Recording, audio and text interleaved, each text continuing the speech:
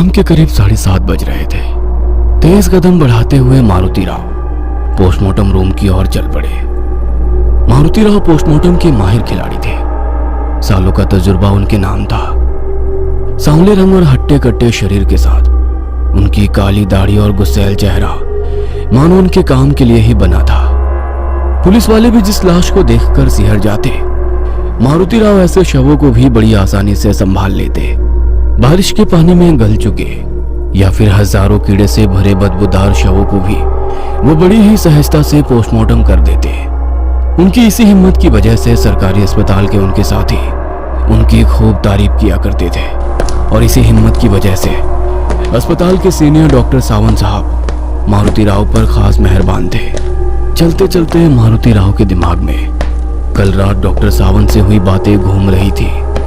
कल रात के 11:30 बज चुके थे। अपने छोटे से घर के बाहर हॉल में मारुति राव सोफे पर आंखें बंद करके आराम से लेटे थे। तभी सामने कांच की मेज पर रखे फोन की घंटी बजी। दीवार पर लगी घड़ी की तरफ देखते हुए उन्होंने फोन उठाया। हाँ बोलिए सावंत साहब। दूसरी तरफ से सावंत की आवाज आई। मारुति, एक लड़का है, उसे काम से निकालना है। मतलब मुझे उल्टा सीधा जवाब देता है, इसलिए तुम्हारे पास ड्यूटी लगा दी है। साहब, नाम क्या है उसका? दीपक नाम है उसका। गोरा हट्टा कट्टा लड़का है। साहब, वो दीपक बुझा ही समझो, क्योंकि हमारे क्षेत्र में काम करना बच्चों का खेल नहीं। मारुति, तुमसे एक बात पूछूं? मारुति राव ने सावंत साहब की हिचकिचाती आवाज बिल्कुल सही ढंग से समझ ली थी। मारुति राव बड़े ही सहजता से बोलते हुए बोले, अरे साहब, संकोच कसला करते हो, पूछो ना। मारुति, इतने सालों से तू पोस्टमार्टम का काम ही कर रहा है, लेकिन तेरी भूत पिशाच जैसी चीजों पर विश्वास है क्या रे? भूत? साहब, यह सब बकवास है और इन सब बकवास में मैं विश्वास नहीं रखता। आत्मविश्वास से उत्तर देते हुए मारुति राव ने फिर कहा, ठीक है, वो छोड़ो। साहब, अब कब आ रहे हैं? अरे मैं अभी भी मुंबई में ही हूँ, कल शाम तक वहाँ पहुँच जाऊंगा। 8 घंटे का सफर है, इसलिए देर हो ही जाएगी। और हाँ मारुति, उस लड़के की मतलब दीपक की एक खासियत है। खासियत? वो कैसी? अभी थोड़ा काम है, कल वहाँ आता हूँ, तब मिलकर बात करेंगे। इतना बोलकर डॉक्टर सावंत ने फोन काट दिया। कल रात की बात याद आते ही उनके चेहरे पर एक हल्की सी मुस्कान फैल गई। आज सावंत साहब ने एक और कामयाबी उन पर थोप दी थी। उन कर्मचारियों की ड्यूटी जो उन्हें पसंद नहीं थे, मारुति के पोस्टमार्टम विभाग में लगा दी जाती थी, जिससे वो खुद ही नौकरी छोड़ देते थे। चलते चलते मारुति सरकारी अस्पताल के पीछे स्थित पोस्टमार्टम रूम के पास पहुंच गया। वो इमारत काफी पुरानी हो चुकी थी।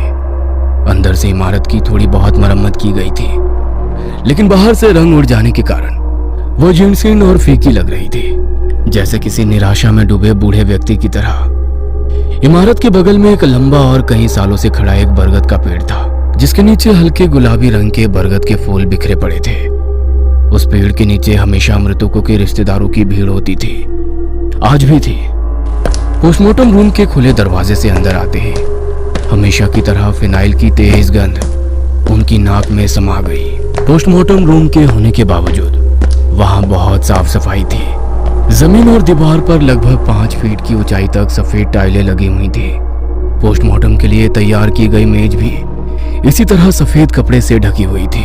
मेज के ठीक ऊपर छत से लटके सफेद बल्ब का प्रकाश एक शव पर पड़ रहा था, जो सफेद कपड़े से ढका हुआ था। वहीं दाहिनी और 25 साल का एक युवक खड़ा दिखाई दिया। उसने गहरे नीले रंग की शर्ट और काली जींस पहनी हुई थी।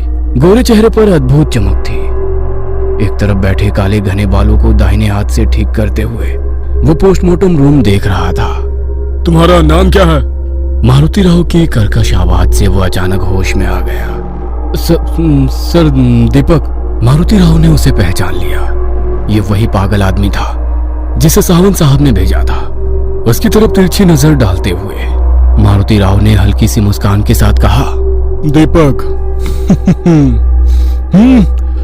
पोस्टमार्टम देखते वक्त बूझ मत जाना दीपक। मारुति राव ने पोस्टमार्टम का पोशाक पहना और सामने काले रंग का प्लास्टिक कागज बड़े करीने से बांधा। पोस्टमार्टम टेबल पर रखे शव की तरफ देखते हुए उन्होंने दीपक से कहा, अगर डर लग रहा है तो अभी बता दो। क्या है कि बहुत सारे लोग यहाँ चक्कर आके बेहोश हो जाते हैं, इसीलिए बोल रहा हूँ। और ऐसा कहते हुए उन्होंने शव से सफेद कपड़ा हटा दिया। शव की हालत देखकर मारुति राव बोले, लगता है कोई 25 साल का नौजवान है। सिर बुरी तरह से कुचला हुआ है। मतलब किसी ने इसके सिर पर कोई बड़ा पत्थर मारकर इसकी हत्या की होगी।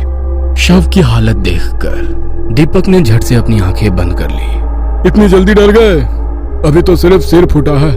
पोस्टमार्टम के दौरान शरीर के अलग अलग अंग बाहर निकालने होंगे, तब क्या करोगे? मारुति राव की बात दीपक को थोड़ी चुभी। थोड़ी हिम्मत जुटाकर दीपक ने शव की तरफ देखा और शांति से कहा, इसकी हत्या नहीं हुई है। ड्यूटी पर जाते समय इसकी गाड़ी स्लिप हुई होगी और किसी भारी वाहन का पहिया इसके सिर के ऊपर से गुजर गया होगा, इसलिए इसका चेहरा भी पहचान में नहीं आ रहा है। अरे वाह, बड़ा हिम्मत वाला है तुम। लाश देखते ही निष्कर्ष निकालने लगा। दीपक बिना कुछ बोले चुपचाप सब देख रहा था। मारुति राव ने पोस्टमार्टम टेबल के पास रखी स्टेनलेस स्टील की ट्रे से सर्जिकल ब्लेड उठाया और दीपक की तरफ देखते हुए फिर बोला, इतना क्यों डरा हुआ है? पोस्टमार्टम तो मैं कर रहा हूँ, पर लगता है तुझे कुछ पता है। इस पर दीपक ने लाश की तरफ घूरती हुई आंखों से देखते हुए गंभीर आवाज में कहा, इसके शरीर से बाहर निकले इसकी आत्मा को अपने शरीर का ऐसे पोस्टमार्टम होते देख कैसा लग रहा होगा? इसकी आत्मा कहाँ है? मुझे भी दिखा जरा।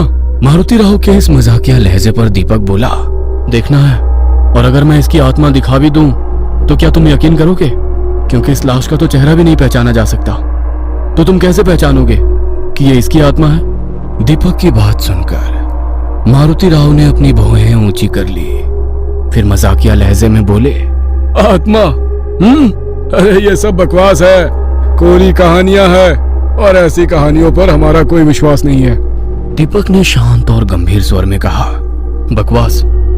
माफ कीजिएगा सर, लेकिन जब तक हम किसी चीज को देख नहीं लेते तब तक उस पर यकीन नहीं करते। और हाँ, आपका यकीन हो या ना हो, उन पर कोई फर्क नहीं पड़ता। हमारे इस पोस्टमार्टम के काम को देखकर ही ये भूत प्रेत हमसे डरते हैं। दीपक के असहज चेहरे की तरफ देखते हुए मारुति राव बड़े आत्मविश्वास से बोल रहे थे, उन्हें डरने की क्या जरूरत है? जख्म दर्द होने के लिए उनके पास शरीर होता ही कहाँ है? वे बेधड़क कहीं भी घूम सकते हैं, आपके सामने भी। दीपक की इस चुनौती भरी बात से मारुति राव को थोड़ा गुस्सा आ गया। उन्होंने झट से अपने हाथ में पकड़ा सर्जिकल ब्लेड टेबल पर रखे शव के गले पर रखा और जोर से नीचे पेट तक चीर दिया। ये देखकर दीपक के चेहरे का रंग उड़ गया, लेकिन वो सामने हो रहे इस भयानक दृश्य को अपनी खुली आंखों से देख रहा था। दीपक के डरे हुए चेहरे को देखते हुए मारुति राव ने अपने हाथों में सफेद दस्ताने चढ़ाए और शव की फटी हुई त्वचा के अंदर हाथ डालकर लाल लाल अंगों का मांस बाहर निकाला। इसके फेफड़ों की हालत देखोगे? शराब, सिगरेट का नतीजा है ये सब। तिरछी नजरों से दीपक की ऊपरी जेब से झांकते सिगरेट के पैकेट को देखते हुए हल्की सी मुस्कान के साथ बोले, तेरे फेफड़ों की भी ऐसी ही हालत हो गई होगी, अभी चेक करूं क्या? वे कुछ मजाकिया लहजे में बोले। दीपक कुछ भी नहीं बोला, बस चुपचाप सब कुछ देखता रहा। शव के शरीर के टुकड़े टुकड़े करते हुए मारुति राव एक एक करके सभी जरूरी अंगों के सैंपल ले रहे थे। उन्होंने हथौड़े से खोपड़ी को ढक्कन की तरह खोला और दीपक की तरफ देखा, लेकिन वह वैसे ही भाव शून्य चेहरे के साथ शव को देख रहा था।